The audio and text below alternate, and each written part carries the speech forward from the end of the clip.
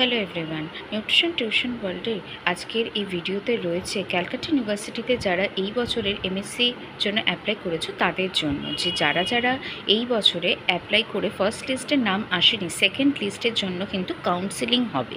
সেই কাউন্সিলিংয়ে কারা পার্টিসিপেট করতে পারবে? যারা বিহারীলাল এবং ওমেন্স কলেজে অ্যাপ্লাই করেছো তারা। 11ই সেপ্টেম্বর এটা হতে চলেছে দুপুর 1:30 থেকে। এখানে কিন্তু একটা জিনিস দেখার রয়েছে, সেটা হচ্ছে দুটো ক্যাটেগরির জন্য কিছু ক্রাইটেরিয়া বলে দেওয়া রয়েছে। যেরকম পার্ট এ ক্যান্ডিডেটদের ক্রাইটেরিয়াতে বলা রয়েছে আনরিজার্ভ, যদি 70% এবং অ্যাবভ নাম্বার থাকে তারাই এটা পার্টিসিপেট করবে কাউন্সিলিং। এসসি এসটি পিডাব্লিউডি এবং তারা রয়েছে 52.5% অ্যান্ড অ্যাবভে।